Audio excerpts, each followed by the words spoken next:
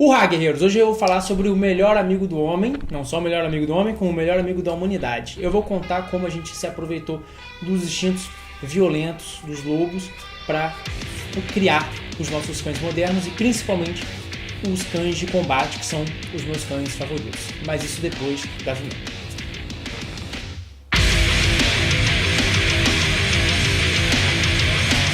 Então, antes de começar o vídeo, não se esquece de me seguir lá no Instagram, @MuriloGold, dá uma seguida lá.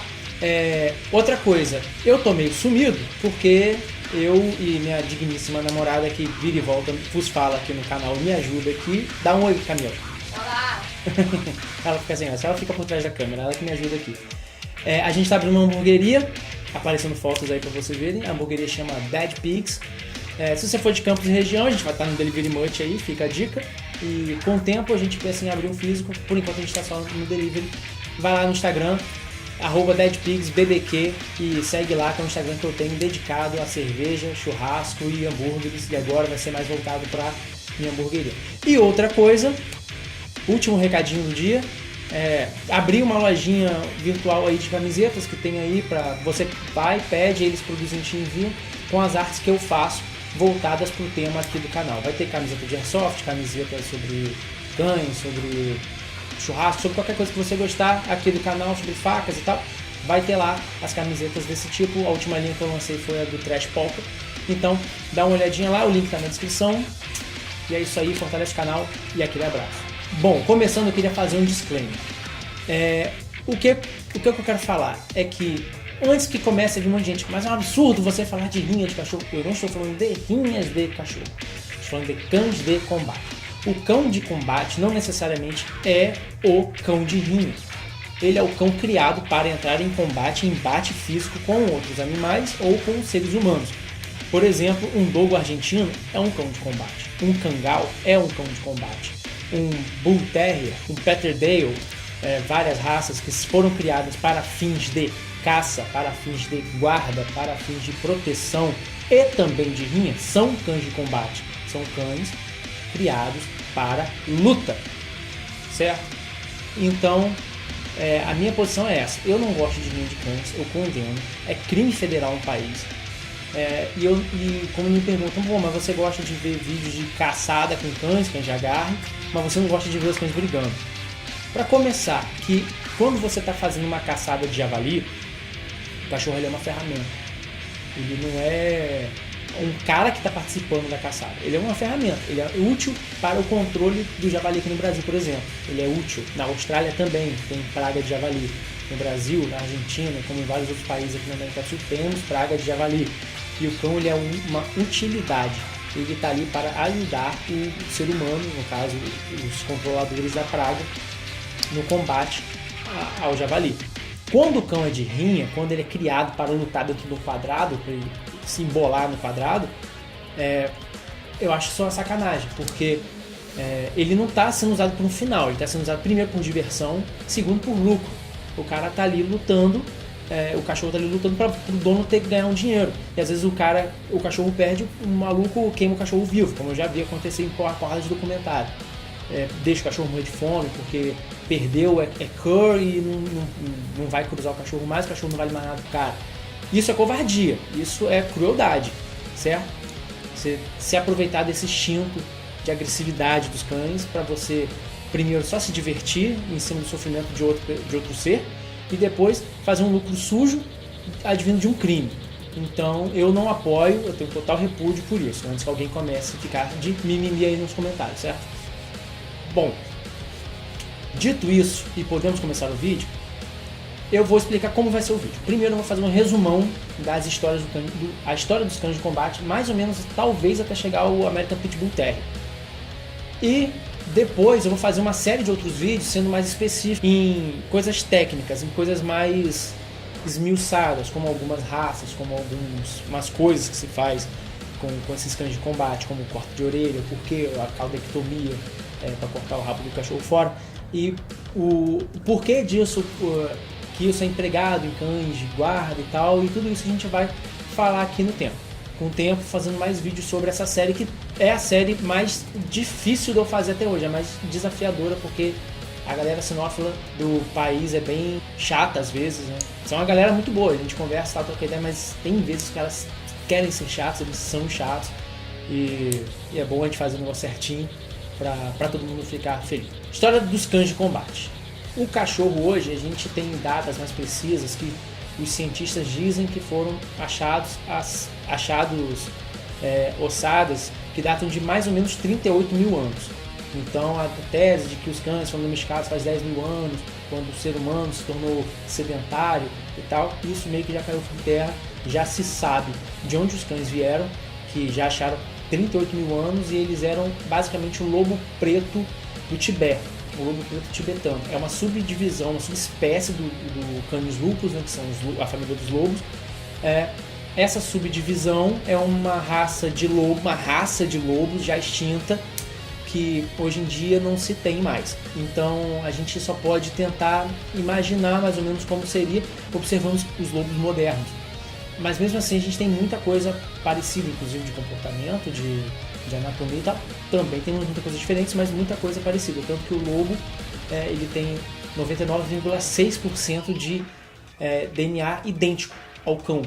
A partir que o chacal e que a raposa tem 96, 93% de similaridade de DNA, o que prova pra gente que aquela teoria velha de que certos cães vieram de raposa, certos cães vieram do lobo e tal, é caído, e isso não se faz mais presente hoje na sinofilia mundial, nos estudos sérios sobre cães. Bom, o ser humano, quando ele se aproximou dos lobos, dos lobos selvagens, até hoje existem lobos que são dóceis, eles se aproximaram dos humanos, os humanos se aproveitaram disso, né? A gente acabou domesticando, fazendo uma corrida rápida, né? A gente acabou domesticando os lobos por praticamente dois motivos. Primeiro, que eles ajudariam a gente na defesa, porque eles têm muito mais... os sentidos deles são muito mais aguçados que os nossos, eles têm o faro, eles têm a visão melhor no escuro e eles ouvem muito melhor do que a gente.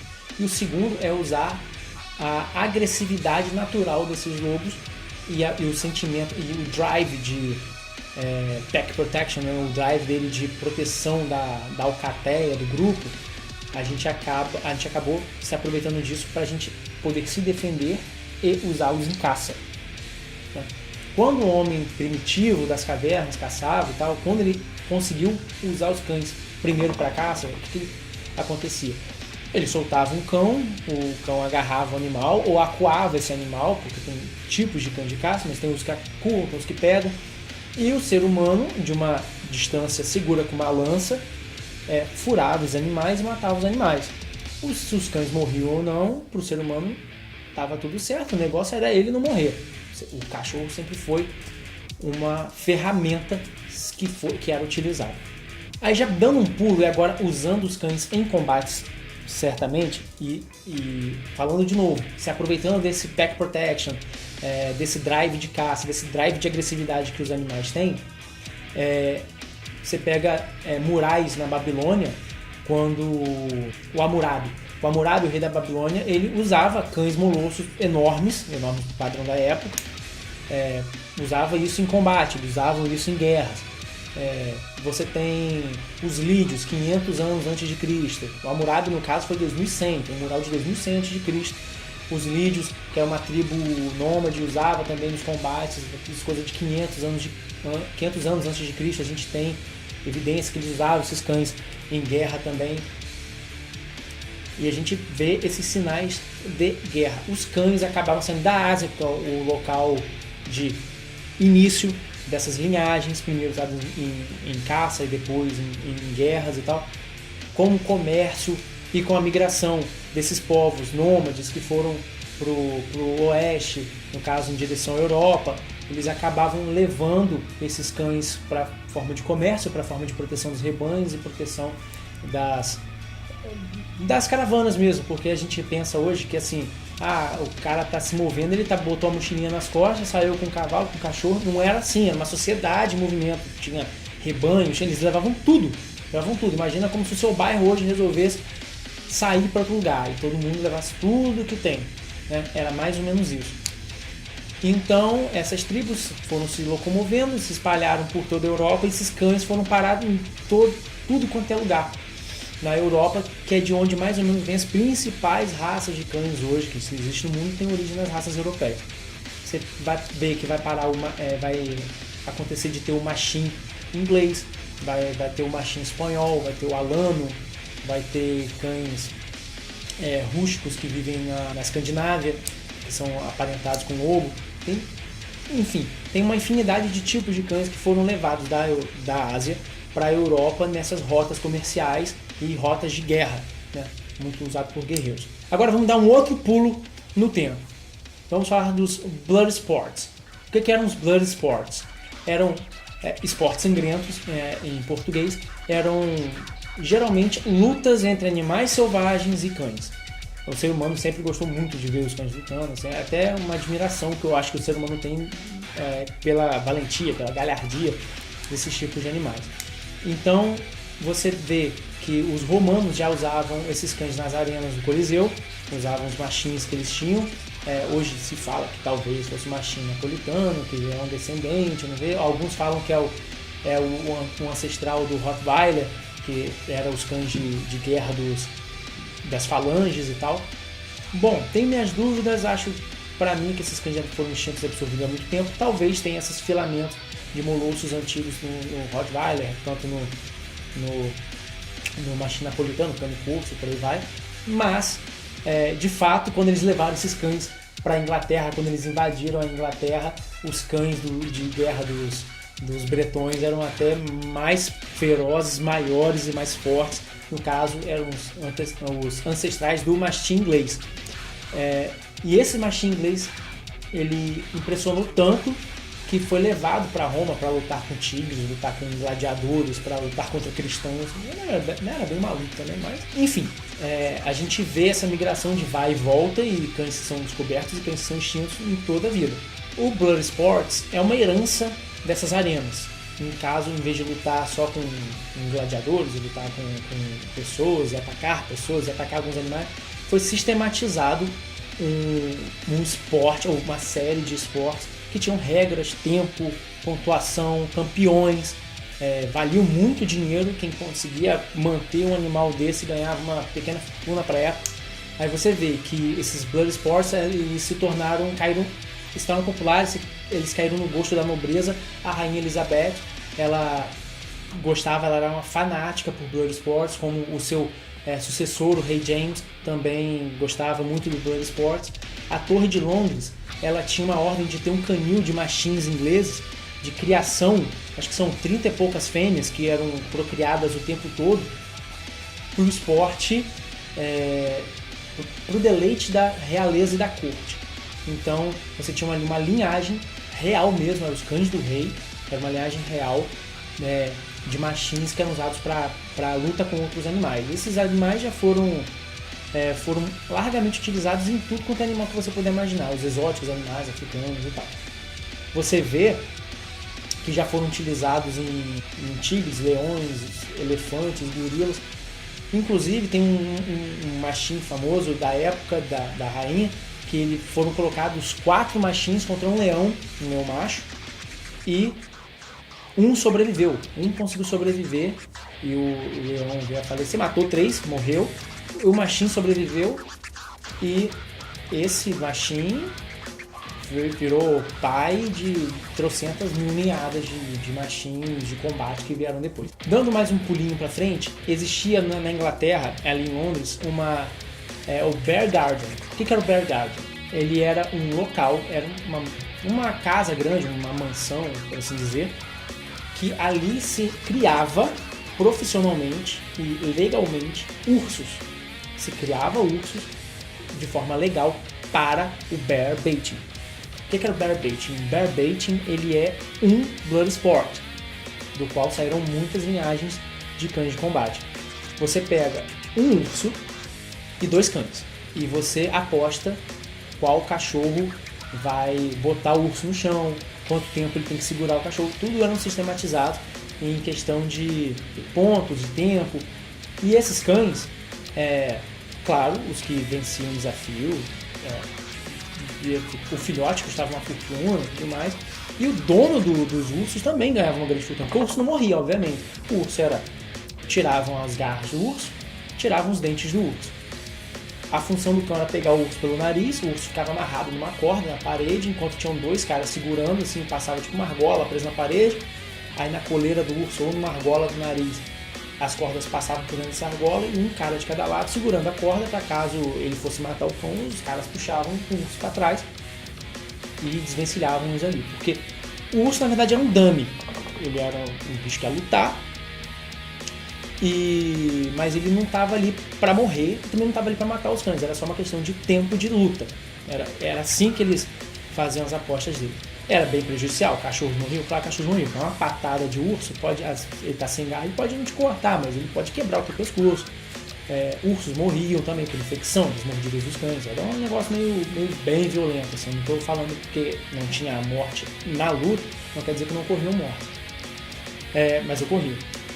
E o cara que era dono desses Bear Gardens, não um cara, mas vários caras que eram donos desses Bear Gardens, eles faziam pequenas fortunas mesmo. Os caras saíam do nada e ficavam ricos com isso. Eles pagavam, né? Eles recebiam dos caras que queriam botar os cães nos ursos, né? E eles criavam ursos e cobravam por isso.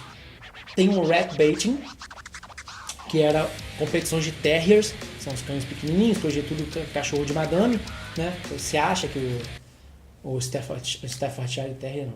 Como é que é o nome daquele que você homem tem? Yorkshire. É Yorkshire.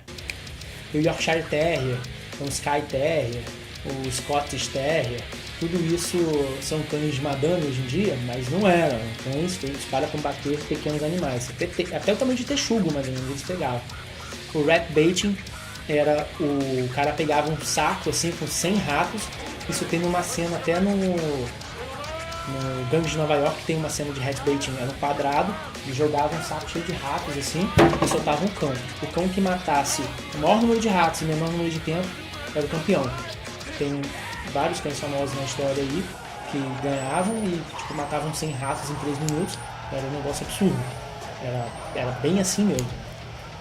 Esse era o rat baiting. E tinha o badger baiting, que é você pegava um texugo, jogava dentro de uma toca artificial e você soltava o cachorro entrava nessa toca e puxar o texugo para fora. O cachorro que conseguisse fazer isso em menor tempo ganhava, né? Então você vê que nem toda cão de combate do Bloodsport era um cão feito para matar e morrer, né? Era mais a questão da tenacidade mesmo, de testar o game do cão. E o mais famoso de todos, que era o bull baiting, que era o morde-touro, né? Você pega eles pegavam touros, levavam para o centro da cidade. Acho que uma das últimas cidades a fazer isso foi Devonshire, alguma coisa assim, um condado inglês. Eles pegavam um touro, amarravam o touro numa estaca no meio, assim, uma corda de 10 metros de raio, que ele possa correr. Esfregavam pimenta no nariz do touro e soltavam não, deixavam ele preso na corda e soltavam cães e cães e cães em cima do touro. E a intenção era dos cães agarrarem no nariz e nas orelhas e puxarem o touro para baixo e até o touro, né, acabar de exaustão. Vinha alguém, matava o touro passando a faca na garganta e daí se vendia a carne, porque tinha até leis que em certas cidades que você não poderia vender carne de boi que não passasse por isso.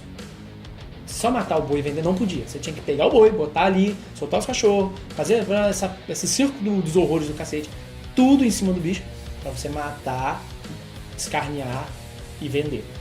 Porque eles acreditavam que isso deixava a carne mais macia. Foi nisso que os bulldogs, né, os cães de touro, que não é esse bulldog que você está pensando, é outro tipo de bulldog, é o bulldog de verdade, nasceu. Eles eram cães valentes, hoje que a gente chama de gameness, que é mais ou menos o que eu posso falar, que é a resiliência do animal, é a capacidade que ele tem de não importar o sofrimento que ele esteja sentindo, não importa a dor que ele esteja passando, não importa o ferimento que ele esteja recebendo, ele vai ter a vontade de lutar até o fim. Isso é o gameness, é a capacidade dele de lutar até o fim, sem desistir, sem correr. Inclusive tem relatos da época dos babilônios de soltarem o cachorro em cima de um leão, o cachorro agarrar o leão e viu um soldado, arrancava com a espada, arrancava o rabo do cachorro, arrancava uma pata, arrancava a outra, arrancava a outra, arrancava a outra, e no final o cachorro só largava do leão quando o soldado vinha e arrancava a cabeça dele com a espada. Só assim para ele largar. Eram os relatos que tinham da época. Então, para você ver que eram cães realmente com capacidade, uma tenacidade de combate muito, mas muito aflorada. E os bulldogs têm relatos de que o touro levantava ele com o chifre, rasgava, o bicho caía no chão, ele com a víscera à mostra, ele se arrastava de novo para pegar o touro e agarrava o touro e morria, né, hemorragia e tal, mas estava ali lutando até o final. Dando outro pulo, os blood sports, principalmente o bull baiting, que era o mais famoso de todos, eles eram muito famosos, mas até mais ou menos 1800, o que não faz tanto tempo assim, você para pensar. É até em 1800 e pouco, quando os puritanos subiram ao poder e no parlamento inglês, né, e começaram a criar leis de proteção animal, foi o Animal Cruelty Act, uma parada assim, tipo, a lei contra a crueldade animal. E eles proibiram lutas de animais. Isso foi em 1830. Já estava em declínio. Em 1850, o bull baiting realmente acabou e tudo mais. O que acontece? Você tem o dono do cachorro que não ia desistir daquilo, porque, para pensar, hein? Tudo bem, Inglaterra, mas é uma ilha, é pequena. Para você numa fazenda longe e tudo mais, quando foi proibido foi em 1830. Então, se você está numa localidade afastada, se você está num local muito ermo, ele continuou fazendo, porque era um esporte que agradava todo mundo, agradava a nobreza local, agradava o povo, né? E a polícia gostava disso. Então, tipo assim, não tem como você pegar. É como se hoje alguém passasse que jogar futebol é ilegal e que beber Coca-Cola é ilegal, tá entendendo? As pessoas não vão parar de fazer. Demorou muito até começar a pegarem de verdade e a prenderem mesmo e tal. Pra você ver, até hoje tem gente que acha maneiro, tem gente que faz. Enfim. Começaram a parar o bull baiting mesmo em 1850, 20 anos depois da proibição, que a coisa começou a parar. Então o que eles faziam? Tinha o cara que criava os cães de combate para lutar com o touro. E ele queria colocar os cachorros, porque ele não queria perder a linhagem que ele estava criando há 50 anos, né, que o pai dele criava. Ele não vai querer perder essa linha de sangue. Então, o que aconteceu? Começaram as lutas de cães contra cães. Os caras começaram a criar cães especificamente para se pegarem. E também era muito mais fácil de você esconder isso, que você escondia dentro de uma casa, escondia dentro de um pub, e você apostava ali. Então, eles começaram a fazer cruzamentos de cães, aumentar a agressividade com cães, menos com os humanos, mais com outros cães, e a reduzir o tamanho desses bulldogs. Daí chega uma polêmica, né? Tem especialistas que defendem um lado, tem especialistas que defendem o outro. Eu não vou dar meu pitaco aqui não, eu acho que as duas opiniões são muito interessantes, você pode ver, olhando os dois, você vê que os dois fazem sentido, cada um tem a sua opinião, mas eu acho que os dois fazem sentido, e qualquer um que seja, no final, a hipótese verdadeira, eu vou aceitar. Bom, então a gente começa a dar origem ao animal chamado Bull Terrier, né? Por um lado, existem criadores e historiadores que dizem que os Bull Terriers vêm do cruzamento dos Bulldogs menores selecionados para rim e com os campeões Terriers de Hat Baiting e de Badger Baiting. Os caras cruzavam esses cães campeões de luta com touros e luta com animais menores e criaram o Bull and Terrier, né? Que era o cruzamento dos Bulls, cruzamento dos Terriers, e no começo eles sempre eram half and half, era sempre meio a meio, eles nunca eram tipo assim, peguei 2 Bull and Terriers e cruzo e tiro um Bull Terrier puro, não era assim, era sempre um cruzamento de um Terrier com um Bulldog, não existia o puro sangue, né? Era sempre o half and half, tinha que cruzar um com o outro para chegar ali. Nessa época não tinha registro, porque se você registrasse os animais que tem na linhagem, o cara que criava outros cães, que lutava com seus cães, ele copiava sua fórmula de sucesso ali, então o registro dessa época é meio falho. Por isso que existe essa dúvida. E tem gente como Richard Stratton como uma outra criadora lá que eu não lembro o nome, mas está escrito aqui. Ela e o Richard Stratton tiveram uma convivência com o Lewis Colby, né, que foi um criador excepcional histórico de pitbulls, da linhagem Colby. Ele é filho do John P. Colby, que é o cara, né, o cara dos pitbulls do mundo. Então, como eles tinham esse contato e tal, eles têm essa teoria de que o pitbull de terrier não tem nada, talvez uma inserção aqui ou outra, mas assim, de diferença não fez muito. E o pitbull moderno, o American Pitbull Terrier que a gente tem, na verdade é o bulldog encolhido, foi sendo selecionados os menores, até a gente chegar num animal que na época, né, dos anos dourados da coisa, pesava até 15 quilos, no máximo 20, era um pitbull absurdo. E tem a galera que acha que tem sim fortes sinais de terriers ali no meio, e que foi cruzado o terrier, porque o terrier é um animal que ele castiga muito, ele é um animal extremamente agressivo com outros animais. O sangue terrier é um sangue quente muito mais do que o bulldog, e fala-se que o terrier deu uma atleticidade, né? Deixou o cachorro mais atlético e tal, mais cardio. Não sei se é bem verdade, porque você pega um bulldog Scott Type, ele é um bulldog puro, ele é um cão atleta também. A questão é que eu acho que tem mais de terrier nele ali, a questão dele maltratado, ele querer brigar, coisa que no bulldog não é tanto assim, tão aflorado. O bulldog ele agarra, ele fica, ele puxa pra baixo, mas o terrier ele faz o wrestling, né, que os caras, criadores de cães falam, ele vai pra cima, ele torce, ele morde, torce, ele castiga o oponente.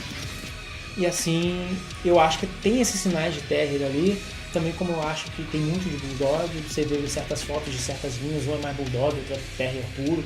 Isso é um dos motivos do pitbull não ser uma raça realmente reconhecida, porque não existe um padrão puro. Se você for olhar game dogs mesmo, cães de rinha, você vê que você olha para o cachorro e acha que é um vira-lata, tem outro cachorro que você olha e acha que é um bulldog, tem cachorro que é terrier puro.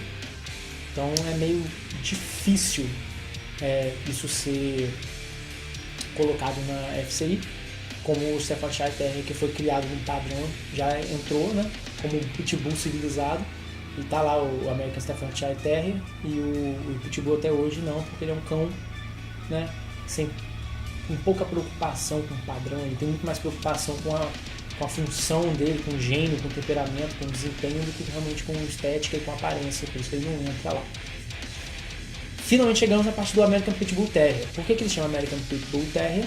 Porque todo esse cruzamento de cães para cães com cães eram colocados no quadrado, no fosso que eles cavavam no chão ou cercavam com madeira, numa casa ou num pub, colocavam os cães dentro desses fossos, os pits. Então, os Pit Bulldogs, que eram os cães os bulldogs de rinha, os Pit Bulldogs, foram sendo chamados de Pit Bulldogs e acabaram, depois que veio essa parada do Terrier, virou Pitbull Terrier. E quando teve a grande fome de 1900 e bolinha, 1908, sei lá, que fez os irlandeses migrarem para os Estados Unidos, que já tinha uma tradição grande de rinha de cães, principalmente no sul, perto do México e tal, que os mexicanos também tinham essa questão da peleia de perros, né, que é uma parada comum nos povos latinos. Foi inserido o Staffordshire Terrier e o Staffordshire Bull Terrier, que vem da Irlanda, e o Irish Bull Terrier, que hoje tem lá, e foi criado aqui nas Américas. O americano, como ele adora botar o nome de americano em tudo, ele pegou esse cão, botou American Pit Bull Terrier para poder popularizar a raça. Dizem uns e outros que tem inserção de alano espanhol depois que foi para os Estados Unidos, mas aí é duvidoso, principalmente com cão de rinha, que não tem procedência nenhuma, não tem registro de nada. É meio complicado de você poder provar, né? Então é meio assim. Então chegamos no final da era de ouro das rinhas de cão. Foi como começou rolando nos Estados Unidos. Eu vou encerrar o vídeo para não ficar longo, mas esse vídeo ele vai ter parte 2, ele vai ter outras partes pequenas, que vai ser uma série que eu vou lançando com o tempo, não vai ser toda semana, mas de tempos em tempos eu vou lançar um vídeo falando sobre coisas específicas dos cães de combate. Por exemplo, eu tenho um dia que eu vou falar sobre o cangal, vou falar as especificações do cangal, o que ele faz, ele fala sobre o fila brasileiro.